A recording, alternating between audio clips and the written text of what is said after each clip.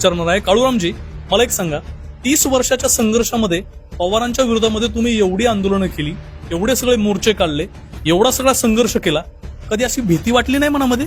असं वाटत नाही बापाने 30 वर्षाचं कष्ट लेकीला एका क्षणात देऊन टाकलं? मी आंबेडकरी चळवळीतच वाढलेली आहे. माझ्या पप्पांचा संघर्ष मी बघितलेला आहे. प्रत्येक रॅली म्हणा, प्रत्येक केडर कॅम्प, प्रत्येक आंदोलनं मी केलेली आहे, त्यांच्यासोबत केलेली. माझा प्रश्न असा आहे की अजित पवार तर पहाटे 6 वाजता उठून काम करतात, मग त्याच्यावरती तुम्ही आता कसं काय पुढचं तुमचं रणनीती आखणार? ते जागा बघत फिरतात मोकळे बारामतीकरांचे. पहाटे उठतात म्हणजे काय करतात, उठून काय करतात, 97 लाख रुपयाचं टॉयलेट बांधतात, 6.5 लाख रुपयाचा स्पीड ब्रेकर बांधतात. आणि हे मी उघड ज्यावेळी केलं तो आता बघा जाऊन स्पीड ब्रेकर झाकून टाकलेला आहे. एक दगड 60 रुपयाचा 830 रुपयाचं बिल काढतात आणि पहाटेचं उठून दादा हेच करतात. त्याच्यामुळे पहाटेचं उठून जमिनी बघणं, एखाद्याच्या प्लॉटवर दहशत दादागिरी करणं ते आहेत भ्रष्टाचाराचे वगैरे, ते तुम्ही सेम विरोधी बाकावरती बसून मांडणार आहात का? हो, आम्ही लोकांसाठी तिथे आहोत. नगरसेवकाचा अर्थच तो असतो की जो नगराची सेवा करतो. मला माझं घर भरायला तिथे नाही जायचं, मला लोकांचं घर भरायला तिथे जायचंय. आणि नमस्कार, मी तानाजी कर्जे, तुम्ही पाहता ER न्यूज मराठी. आज आपण बारामतीमध्ये आलेलो आहे आणि बारामतीमधल्या काळूराम चौधरी, ज्यांच्या लेकीनं खरं तर अजित पवारांच्या आणि पवार घराण्याच्या जो बालेकिल्ला मानला जातो बारामती, सुरुंग लावण्याचं काम केलेलं आहे. आणि त्यांनी खरं तर या ठिकाणी 2025ची नगर परिषदेची जी निवडणूक होती त्यामध्ये त्यांनी मोठं यश संपादन केलेलं आहे. आपल्यासोबत दोघंही आहेत. त्यामध्ये आपल्यासोबत पहिल्यांदा काळूराम चौधरी यांची जी लेक आहे संघमित्रा चौधरी, ज्या स्वतः पेशानं वकील आहेत असं सांगितलं जातं, आणि त्या खरं तर वयाच्या 21व्या वर्षी या बारामतीमध्ये त्या नगरसेवक म्हणून निवडून आले आहेत. खूप मोठं यश संपादन केलं आहे. काय वाटतं? नक्कीच प्राऊड मोमेंट आहे सर्वांसाठी, ना की माझ्या फॅमिलीसाठी. संपूर्ण प्रभाग 14 ज्यांनी की मला लेक म्हणून स्वीकारलंय त्यांच्यासाठी ही खूप मोठी अचीवमेंट आहे. नक्की काय वाटतं, वडिलांचा 30 वर्षांचा संघर्ष एकंदरीत राजकीय, आणि आता तुम्ही वयाच्या 21व्या वर्षी, म्हणजे त्यांचा एकंदरीत संघर्षाचा काळ जो गेला तेवढं वयही नाही तुमचं, आणि वयाच्या 21व्या वर्षी तुम्ही आता पवारांच्या विरोधामध्ये आणि पवारांच्या बालेकिल्ल्यामध्ये तुम्ही निवडून आलाय. नक्की हे सगळं कसं जुळवून आणलं तुम्ही? ऍक्च्युली तर त्यांच्या संघर्षाचं फळ मला मिळालंय. माझ्या प्रभागातील लोकांनी ज्यांनी की त्यांचा संघर्ष बघितलाय आणि त्यांना कुठे ना कुठे आमचं म्हणणं पटलेलं आहे. त्यामुळे आता त्यांना परिवर्तन हवं होतं आणि जे की त्यांनी त्यांच्या मताद्वारे माझ्याकडून करून घेतलेलं आहे. असं वाटत नाही बापाने 30 वर्षाचं कष्ट लेकीला एका क्षणात देऊन टाकलं? मी आंबेडकरी चळवळीतच वाढलेली आहे. माझ्या पप्पांचा संघर्ष मी बघितलेला आहे. प्रत्येक रॅली म्हणा, प्रत्येक केडर कॅम्प, प्रत्येक आंदोलनं मी केलेली आहेत, त्यांच्यासोबत केलेली आहेत. आणि मला असं वाटतं की त्यांचंच जे संघर्ष होतं त्याचंच फळ मला मिळालंय. तुमचे वडील नेहमी विद्रोही शैलीमध्ये भांडताना दिसतात, किंवा विद्रोही शैलीमध्ये सतत काहीतरी नवीन करताना दिसतात, लोकांच्या हक्कासाठी लढताना दिसतात. संघमित्राला असं वाटतं की संघमित्रा ही वडिलांच्या पावलावर पाऊल ठेवून चालणार, की पवारांना घाबरणार? नाही, मी शाहू फुले आंबेडकरांची विचारधारा मानते आणि जो माणूस शाहू फुले आंबेडकर, अण्णाभाऊ साठे, लहुजी साळवे यांना वाचतो तो कधीच कोणाला घाबरू शकत नाही. ऍटलिस्ट जोपर्यंत तो सत्याच्या बाजूने तोपर्यंत तरी नाही. आता वकिली करायची की राजकारणात थांबायचं? दोन्ही का नाही? दोन्ही. तुम्ही तर सुप्रीम कोर्टामध्ये वकिली करता असं माझ्या ऐकण्यात आलं, किंवा हे माहिती माझ्यापर्यंत पोहोचली. नक्की तुम्ही आता सुप्रीम कोर्टामध्ये थांबणार की बारामतीत थांबून तुमच्या लोकांचे प्रश्न मांडणार? मला जे करायचंय ते आहे, मला राजकारण नाही करायचं, मला समाजकारण करायचंय, मला लोकांची सेवा करायचंय. म्हणजे माझं जे नाव आहे संघमित्रा, त्याचा अर्थच होतो की तो जो दोन लोकांमध्ये किंवा दोन संघांमध्ये मैत्री कायम करून ठेवतो. मी माझ्या नावाचा जो अर्थ आहे तोच इथे अर्थात आणणार आहे. अच्छा, मग एकंदरीत आता पाहायला गेलं तर आपला जो समाज आहे, एकंदरीत जो आपल्या समाजातले जे लोक आहेत ते वंचित घटक आहेत, यांच्यासाठी तुम्ही नक्की काय करणार आहे? इथे ना लोकांमध्ये प्रभाग क्रमांक 14 मध्ये तरी ते लोक ना बेसिक फॅसिलिटीजसाठी लढतात, ते संघर्ष करतात. हे मी स्वतः पाहिलंय प्रचारात म्हणा, किंवा 19 वर्ष मी इथंच राहिलेली आहे, त्यामुळे मी ते बघितलेलं आहे. आणि खूप म्हणजे आपण म्हणतो की भारत ही 4th लार्जेस्ट इकॉनॉमी आहे, किंवा पुणेत बारामती स्वच्छ सुंदर बारामती म्हणून गाजतीये, पण ऍक्च्युली ते इथं आहे की नाही. जसं की आपण बघायला गेलो तर त्यांना ड्रेनेजसाठी संघर्ष करावा लागतो, त्यांना पाण्यासाठी संघर्ष करावा लागतो, त्यांना टॉयलेटसाठी संघर्ष करावा लागतो.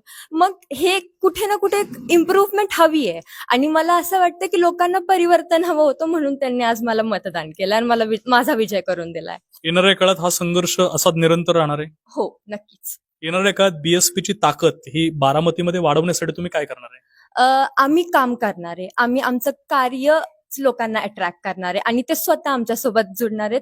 जसं की कांशीराम साहेब म्हणायचे की मी तर फक्त चालू केली मोमेंट आणि कारवा असाच बनत गेला, तेच आम्ही पण करणार आहे. बरंच वाचन दिसतंय खरं तर ताईंचं, आणि हेच चळवळीतली एक नवीन तुम्ही पाहू शकता की चळवळ काय असते तर काळूराम चौधरींच्या संघर्षातून आपल्याला पाहायला मिळते. काळूराम चौधरी हे नेहमीच, त्यांचं तुम्ही बरेचसे व्हिडिओ पाहिले असतील की पवारांच्या बारामतीमध्ये विद्रोह करणं एवढं तसं पाहायला गेलं तर सोपं नाही, परंतु तो विद्रोह काळूराम चौधरींनी केलाय.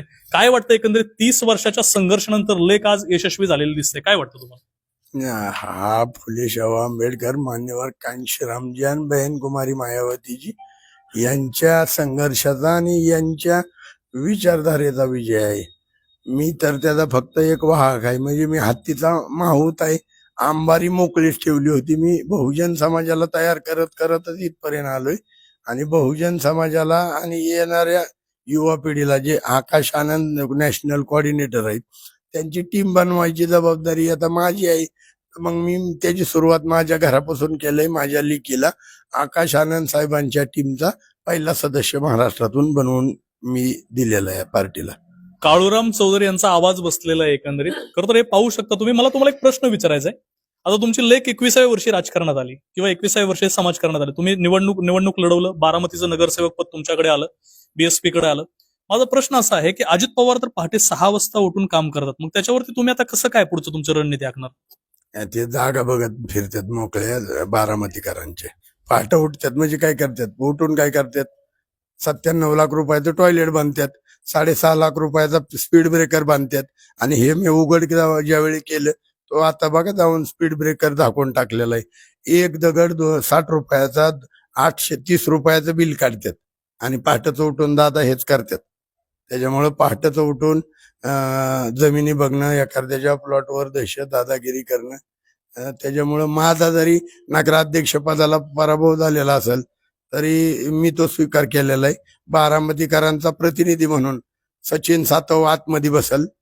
काळूराम चौधरी नगर परिषदेच्या बाहेर एक झाड आहे, त्याच्यासमोर टेबल आणि खुर्ची टाकून बारामतीकरांचा अध्यक्ष म्हणून मी बाहेर बसणार आहे. त्यांनी आतमध्ये नाही काम केलं तर मी रस्त्यावरून ते काम करून दाखवणार आहे. हे काळूराम चौधरींचं विद्रोही पण आहे. हाच प्रश्न त्यांच्या लेकीला आपण विचारणार आहे. पप्पा म्हणतायत की, म्हणजे वडील तुमचे म्हणतायत की अजित पवारांनी या सगळ्या गोष्टी केल्यात, पहाटे उठून ते जमिनी बघतात. ह्यांचे जे मुद्दे आहेत भ्रष्टाचाराचे वगैरे, ते तुम्ही सेम विरोधी बाकावरती बसून मांडणार आहात का? हो, आम्ही लोकांसाठी तिथे आहोत. नगरसेवकाचा अर्थच तो असतो की जो नगराची सेवा करतो. मला माझं घर भरायला तिथे नाही जायचं, मला लोकांचं घर भरायला तिथे जायचंय. आणि नक्कीच तिथे मी एक विरोधक म्हणून जे लोकांच्या हितासाठी असेल ते मुद्दे मांडणार. काळूराम चौधरींना पुढचा प्रश्न आपण विचारणार आहे. काळूरामजी, मला एक सांगा, 30 वर्षाच्या संघर्षामध्ये पवारांच्या विरोधामध्ये तुम्ही एवढी आंदोलनं केली, एवढे सगळे मोर्चे काढले, एवढा सगळा संघर्ष केला, कधी अशी भीती वाटली नाही मनामध्ये? नाही, काय होणार आता. ज्या दिवशी मी मान्यवर कांशीराम साहेबांना कोल्हापूरमध्ये भेटलो आणि साहेबांनी सांगितलं की तू ते जे भालेराव दादा होते त्यांनी कांशीराम साहेबांना सांगितलं की ये बारामती में काम शुरू करना चाहता है.